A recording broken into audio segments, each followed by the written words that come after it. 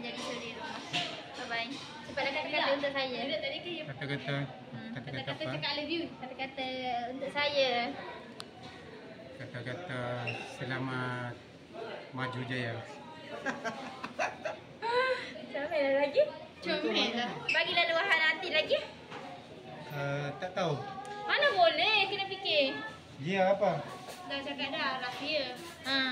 Rahsia. Abang-abang bukan macam tu. Tak tahu. Cepatlah, semoga Nabila dapat jodoh baik-baik. Semoga Nabila dapat jodoh baik-baik. Cepat kahwin. Nanti kopi ayat saya je. Tak ikhlas nak ada. Lagi. Dengan suami. Bukan. Makan dengan siapa dah. Lagi tempat lain. Delete lah. Okey lagi. Tak ada. Tahu lah penting. Cepatlah. Tak bercakap lagi. Andai kata nyawa kau di hujung tanduk hari ni. Kau bagi wasiat cepat. Cepatlah kata kau memori aku je. Padahal aku dah record dah tadi. Sepatah dua kata. Kata-kata. Selamat berjuang. Selamat jadi. Oi, lagi. Let's go. Disuruh cepat kahwin.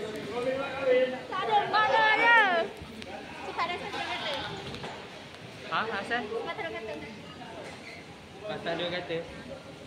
Semoga maju jaya. Dekat sini lah. Semoga maju jaya. Dapat pasangan elok-elok.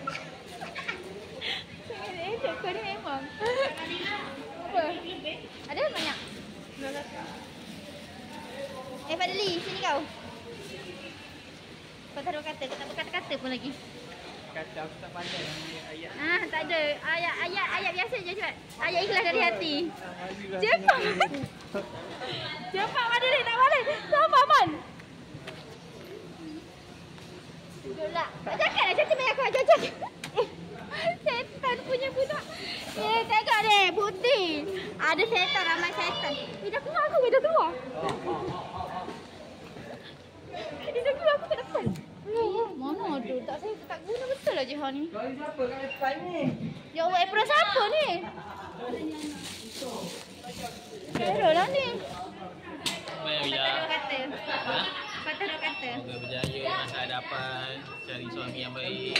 Amin. Jangan liar sangat kat luar sana. Mana ada? Saya suruh je. Gitulah. Okey, Jaga diri dulu. terima kasih Abang Alik. Semoga sukses juga. Jadi influencer. No. Cepat. No. Cepat. No need. Mana hidung? Cepat. Tak mau. Tak mau. Macam mana? Oh, memang. Kita menguasai dunia. Ini kita. Okey, ada soal. Tangguh ini.